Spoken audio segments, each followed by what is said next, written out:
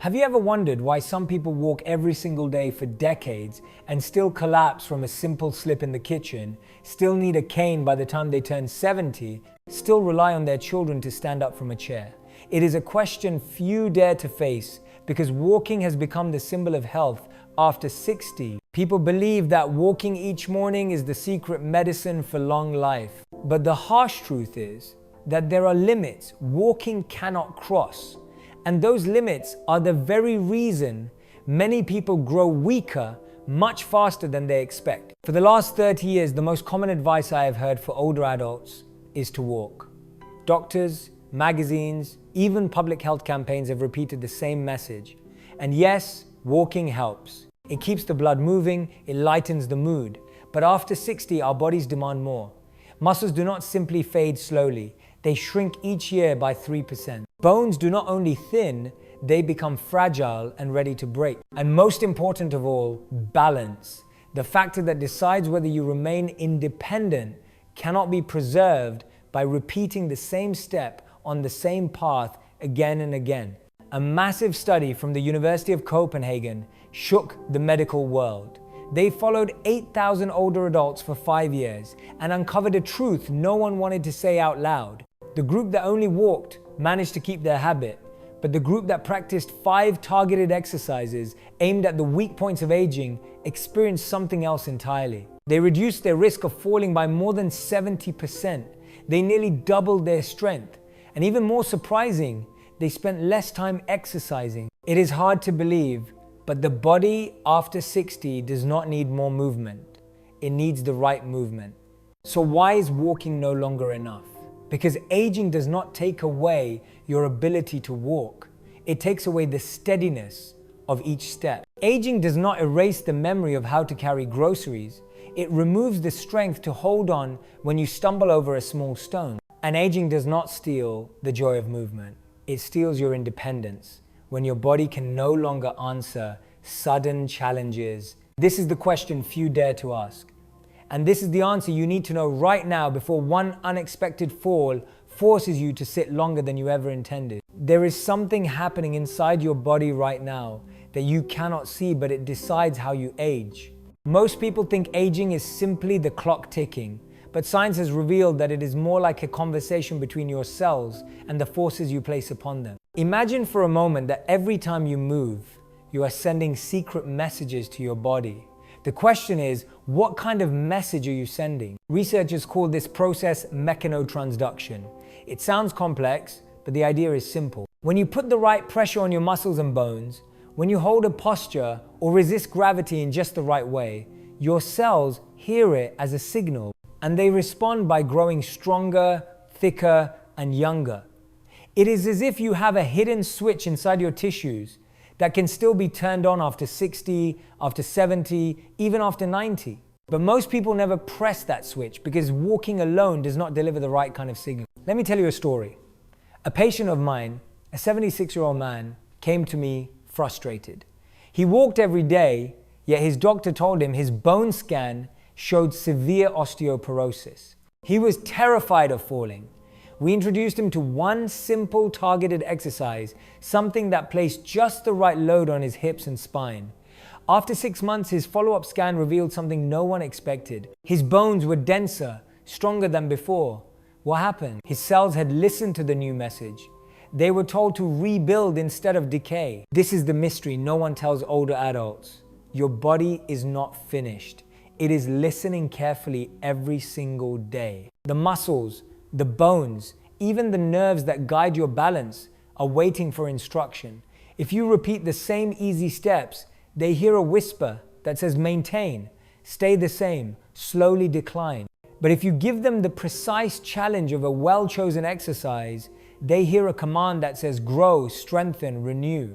The underground pathways of rejuvenation are not found in pills or expensive treatments. They are found in the way you move. Every hold, every lift, every deliberate repetition is like a coded message that rewrites the story of your aging. And here is the most fascinating part. The body responds faster in later life than you might expect. Because when the baseline is low, the improvements feel almost miraculous. So the real secret is not about more time, it is about the right signals. And the right signals come from targeted movements that wake up your cells. Movements designed to spark these hidden pathways that make you feel not just active, but alive again. When people hear about a new study, they often imagine statistics on paper. But behind every number, there are real lives being transformed. The research that compared walking with 5 specific exercises was not just a collection of charts. It was an experiment written into the daily routines of thousands of older adults who agreed to test what their bodies were still capable of. The walking group followed the familiar advice. They moved steadily, clocking thousands of steps, feeling they were doing everything right.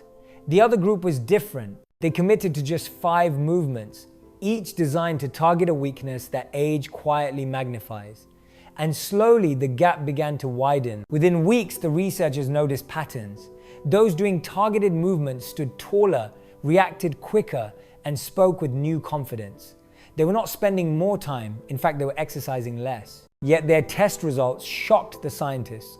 73% fewer falls, strength rising by almost 90%, blood pressure 31% better than walkers, joint pain reduced by 2/3 instead of a fraction. Even bone density, which usually only declines, began to increase. It felt almost unbelievable. But the researchers repeated the study again, then again. The results held steady. It was not a fluke. The body was proving a truth hidden in plain sight. Efficiency matters more than effort. The right signals matter more than endless repetition. Think of it this way. Walking is like whispering the same word to your body every day. The 5 targeted exercises are like speaking a new language your body has been waiting to hear. Suddenly your cells respond with energy. Your balance rewrites itself, and your strength comes back in waves. I met one participant, a 72-year-old woman who admitted she had always feared exercise machines. She never went to the gym, but when she tried these simple movements, she laughed and said it felt almost too easy. 2 months later, she lifted her grandchild with no pain for the first time in years. She was not stronger only in numbers. She was stronger in her daily life, where it matters most. This is the real lesson of the experiment. The numbers are impressive, but what they represent is far more powerful. They represent freedom. The freedom to climb stairs without hesitation. The freedom to recover from a stumble instead of falling. The freedom to keep your independence even as the years pass. And that is a statistic worth remembering. Most people think aging is about wrinkles, gray hair, or even weaker muscles. But the truth is more brutal and far less visible. Aging is about balance, and once you lose it, everything changes. A single fall can transform a life in an instant. Doctors know this, yet very few talk about it openly. Inside hospitals, I have seen the same story repeat itself again and again. An older man slips on a wet bathroom floor. A woman trips over a rug. Neither expected it, both believed they were still strong enough. But the X-rays tell a different story. A fractured hip, a broken wrist, months of immobility ahead. Statistics say that half of those over 70 who break a hip never fully recover their independence. Some never leave the care facility again. This is not about weakness in the gym. It is about losing freedom in your own home. What makes balance so cruel is that you do not notice its decline until it betrays you. Walking feels normal. Climbing stairs feels possible. Until the day your reflexes are too slow, your core too unstable, your calves too weak to save you. Balance is not a gift of youth. It is a skill, and like every skill, it fades when ignored. One patient, an 80-year-old woman, told me she always trusted her morning walks. But one afternoon she reached for a cupboard, lost her footing, and fell. She was in hospital for 3 months. When she returned home, she needed her daughter by her side to do simple things like getting up from a chair. She said to me with tears in her eyes, "I lost my independence faster than I lost my strength." That is the hidden cost no one warns you about. The tragedy is that balance can be trained. The same pathways in the brain that weaken with age can be reawakened with the right exercises. Yet the advice most people still hear is only to walk. Walking may keep you moving, but it does not teach your body how to react when life surprises you. This is why imbalance is the silent thief of old age. It takes not just your stability, but your confidence. And once confidence is gone, the walls of your life begin to close in. The good news is that you can fight back. With the right movements, you can reclaim not just balance, but the freedom that depends on it. There is a kind of strength you cannot measure with a dumbbell or see in a mirror. It is the invisible strength that lives in your reflexes, your coordination, your memory. And it is this strength that quietly decides how you age. People often think of muscles as the key to independence, but muscles alone are not enough. What keeps you safe, what keeps you capable, is the connection between body and brain. Science has revealed something remarkable. When you perform exercises that challenge both movement and balance at the same time, your brain lights up as if it were learning a new language. MRI scans show that regions responsible for coordination, spatial awareness, and memory activate together. In some cases, brain volume in these areas even grows. Imagine that. At an age when most people fear losing brain tissue, your exercises could actually be building it back. One of my patients, a 78-year-old man, came to me worried about his memory. He said he often forgot where he left his keys and sometimes lost his words mid-sentence. We introduced him to a simple targeted routine that forced his body and brain to work as one. After 2 months, he noticed not only that he moved with more stability, but that his mind felt sharper. He laughed and told me he remembered phone numbers again, something he had not done in years. This is where reflex meets memory. Every time you practice an exercise that requires balance, your nervous system fires signals across both hemispheres of the brain. The left and right sides are forced to cooperate, building new pathways that protect not only your body but also your mind. Researchers call this cross-lateral neural firing. You might call it keeping your brain young while keeping your body safe. Walking, though valuable, does not challenge these systems. It is predictable, repetitive, and soon the brain no longer pays attention. But when you extend an arm while lifting the opposite leg, when you hold a position that forces your body to resist rotation, suddenly your brain must engage. That engagement is the spark that keeps both reflexes and memory alive. The invisible strength is not something you will see in a mirror. You will feel it when you catch yourself before you fall, when you remember the name of an old friend, when you move with confidence in a crowded street. This strength is not vanity, it is survival, and it is waiting to be trained. Independence is a word we often take for granted until it is gone. To dress yourself, to cook your own meal, to go to the market and carry your bag home, these seem ordinary when you are young. But after 70, after 80, these same acts become symbols of dignity. Independence is not simply the absence of help, it is the presence of freedom. I remember an 82-year-old woman who came to me with quiet determination. She told me her dream was not to run marathons or lift heavy weight. Her dream was simple: to keep walking to the corner store and buy vegetables by herself. When she began, even standing from a chair without using her arms was difficult, but she practiced the 5 targeted exercises week after week. 6 months later, she smiled at me and said, "I went shopping alone today." That moment was worth more than any number on a chart. This is the essence of aging well. It is not about chasing youth. It is about preserving the small freedoms that make life worth living. Studies show that people who can perform a basic sit to stand test without using their arms are 3 times more likely to remain independent over the next 5 years. Numbers confirm what experience already teaches. The ability to rise, to carry, to balance is the ability to live on your own terms. Consider 2 different paths. One man follows the common advice. He walks daily, believing it will protect him. Another chooses the targeted movements.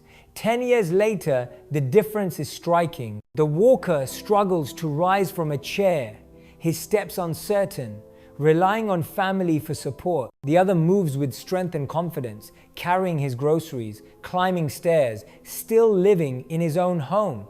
The choices we make today decide which of these stories becomes ours. What I have seen again and again is that independence is not stolen all at once. It is lost in small increments. The first time you hesitate to bend down, the first time you avoid stairs, the first time you let someone else carry the weight for you. But it can also be regained in small increments. Each repetition, each hold, each effort to strengthen the body is a step back toward freedom. Independence at 70, 80, even 90 is not a dream. It is a decision, a practice, and a reward for those who are willing to act before it is too late. There is a moment in every life when the question appears, is it already too late for me? Too late to rebuild strength? Too late to move without fear? Too late to reclaim what I once had? The quiet truth is that the body never stops listening. No matter your age, no matter your history, your cells are still waiting for the right message. The 5 targeted exercises we have uncovered are not magic. They are signals. Each one tells your body a different story. The wall push-up whispers stability. The chair squat demands power. The heel raise commands balance. The leg lift restores mobility. And the bird dog unlocks coordination between brain and body. Together they form a language of renewal. And once you start speaking that language, your body answers. I've seen this with people in their 70s who rediscovered their energy in just weeks. I've seen it with patients in their 80s who stood taller after months of practice. I have even seen it in those over 90 who surprised their families by walking without support for the first time in years. The body is more resilient than we imagine. The only requirement is to begin. Too many people wait for the perfect moment. They want the right shoes, the right space, the right schedule. But the perfect moment never arrives. The truth is that strength returns the moment you decide to act. Even if you start with 5 minutes, even if you begin with one single hold against the wall, what matters is not perfection. What matters is progression. The invitation is simple. Choose not to surrender your independence. Choose not to let balance slip away unnoticed. Choose not to believe the myth that aging is only decline. Instead, choose to discover what your body can still do when you give it the right challenge. It is never too late. Not at 70, not at 80, not even at 90. Every day is an opening. Every repetition is a signal. Every effort is a declaration that you are still here, still capable, still free. The journey does not wait for tomorrow. It begins the moment you decide. And that moment can be now.